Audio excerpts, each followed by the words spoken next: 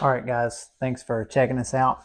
This project was a really fun one. Anytime that I get to do concrete work, I kind of push everyone to the side and get in there and do it myself because mainly I enjoy it. So we had a big stump on the left side of this driveway. It's not there now. I used my skid steer and a stump picker, which is basically like a big old spoon or spear with teeth on the side of it, and you shove it in around the tree and you pick the roots out, and then the stump's able to come out. So that's what we did with the roots. A lot of the stump was too big, so we actually had it grinded up. And what ended up happening was the tree roots were growing under the driveway and actually lifting up the slab. And in some areas, it had a separation about 4 inches or so. And the lady drove a Tesla, so you can see how that car is a little bit lower to the ground, and it caused just a little bit hard issues getting in and out of the driveway.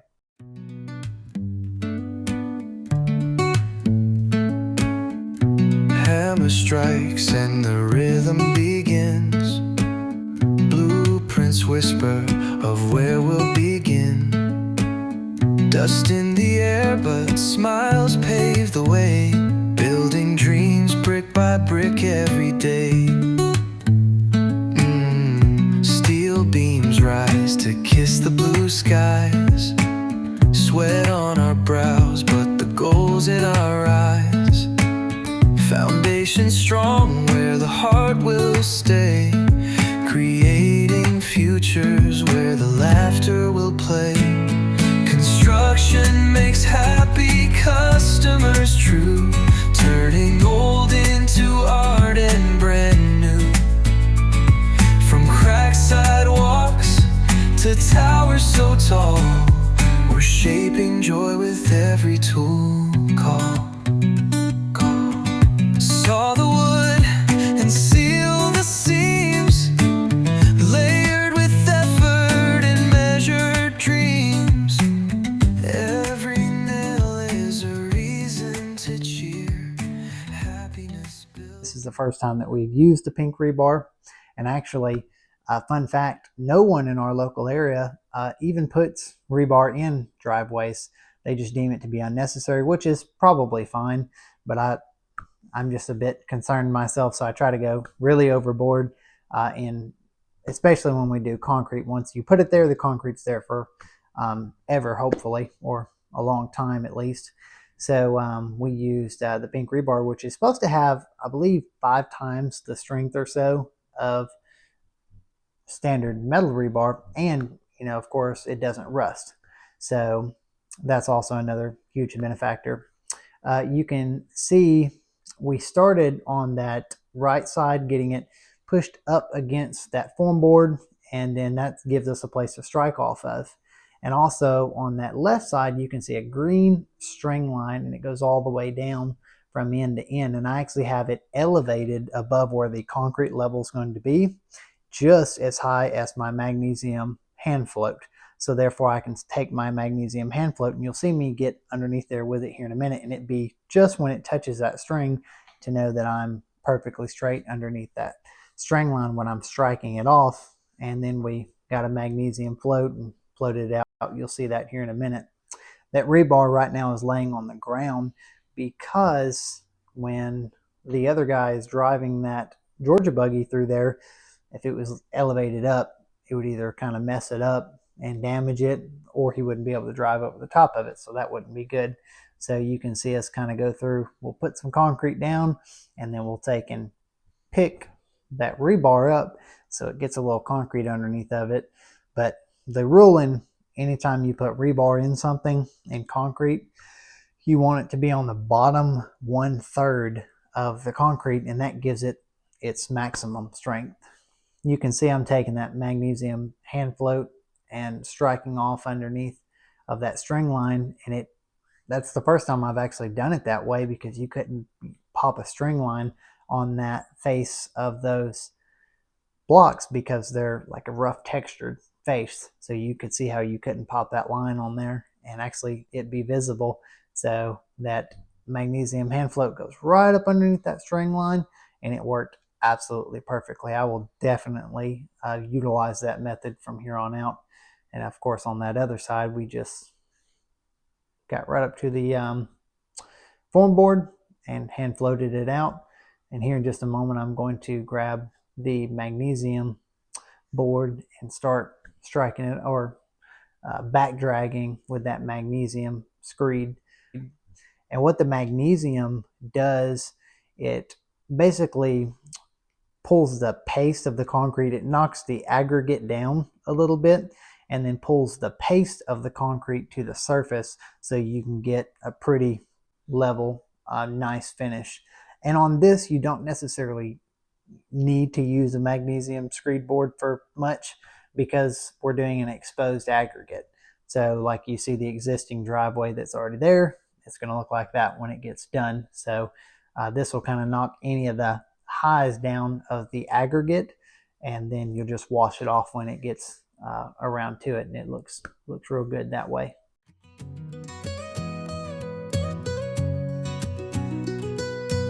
The sun was high, but we found our place under the oak where the shadows trace concrete dust on our calloused hands. Sweat and grit, we're making our stand.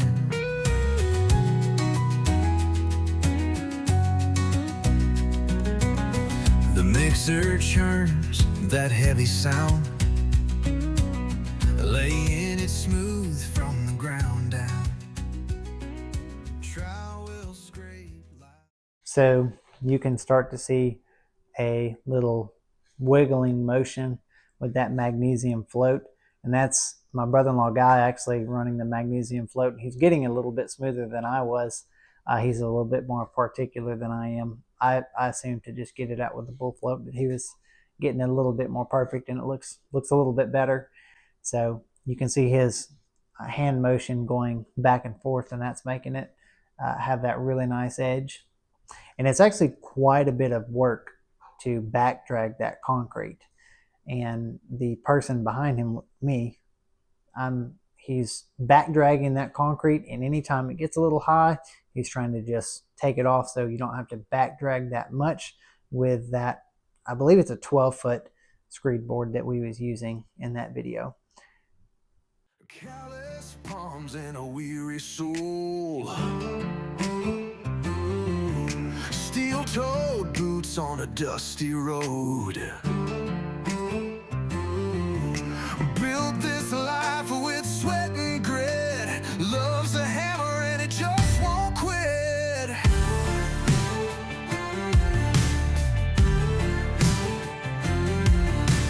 Blisters tell the story loud.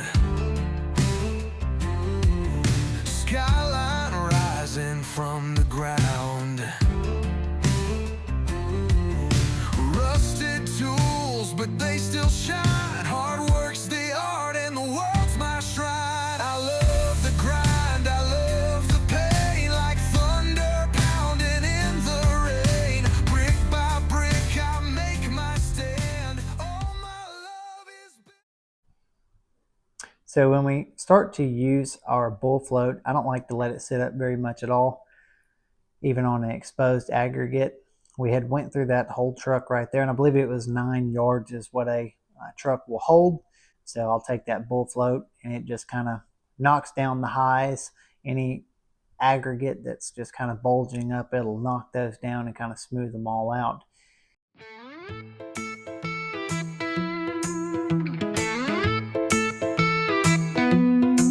We built a porch with our own 2 hands, pouring concrete dreams across the lands. It cracked, it tilted, oh what a show, but it sort of stands, so let's let it go. Concrete chaos under our feet, a crooked masterpiece, incomplete.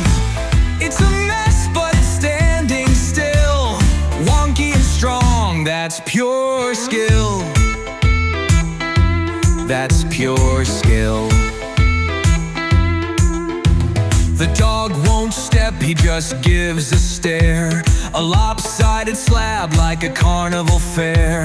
The mailman laughed till he dropped the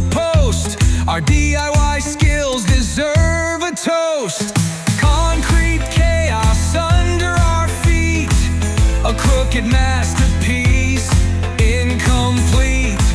It's a mess, but it's standing still, wonky and strong. That's pure skill. We had a ramp we built at the other end of with dirt so we can get that Georgia buggy in, and that guy was out of concrete, and we was at the end of the driveway, and you'll see here in just a minute we had to get over there and we had to dig all that out. So in hindsight, I should have left very minimal dirt right there, because we ended up having to shovel quite a bit out, and I had my machine there the day before. Also in that end there, we didn't have rebar because of the dirt, so we just wet set the rebar, laid it in there, and kind of pushed it down to where it'd be about that bottom 1/3 of the concrete to give it the strength. This portion here, we had already let it set up for quite some time.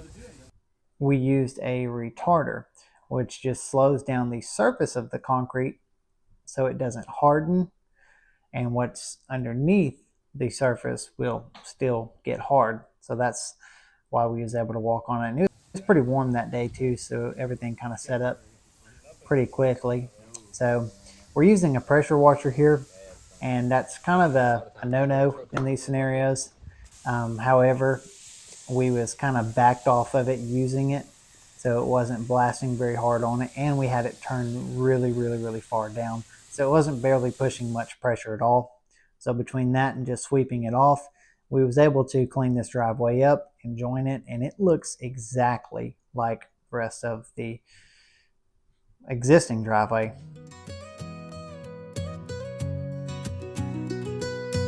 The sun was high, but we found our place under the oak where the shadows trace concrete dust on our calloused hands. Sweat and grit, we're making our stand.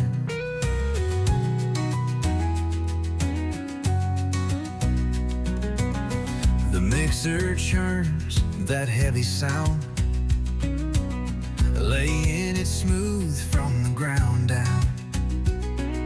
Trowel will scrape like a fiddle's bow, shaping the path where the tires will go. We ended up in this scenario, this portion of the job right here.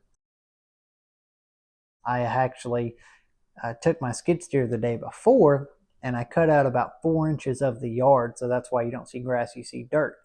And that dirt had just built up from the tree, just losing whatever tree materials fall out of trees, and it just building up the dirt from erosion and such. So I had to get all that out of there. That way it didn't hump up and wash over on top of the driveway, because that wouldn't be good.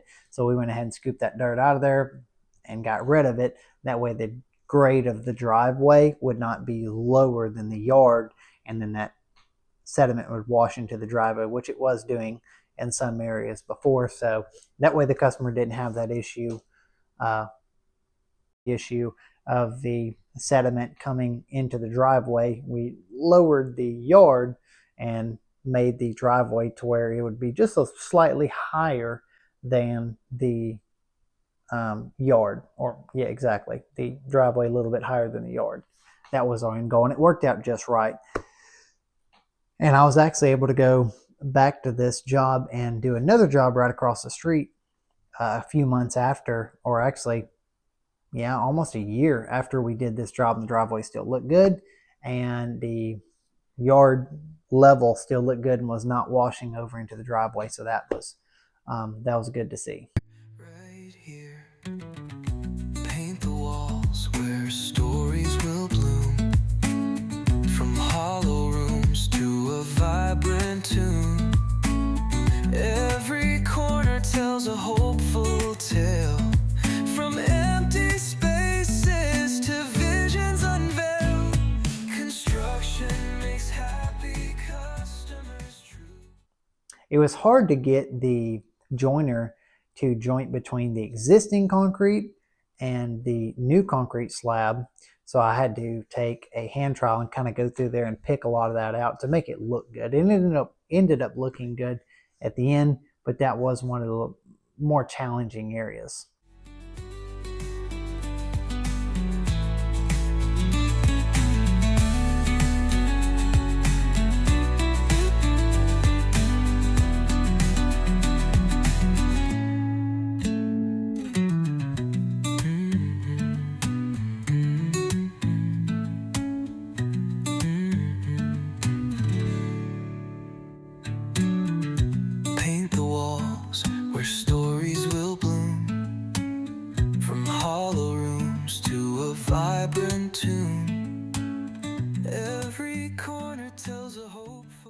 The block wall you see to the right there, about the last 10 feet of it, we had actually replaced it because it was,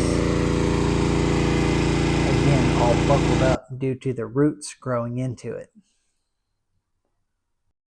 From cracked sidewalks to towers so tall, we're shaping joy with every tool call.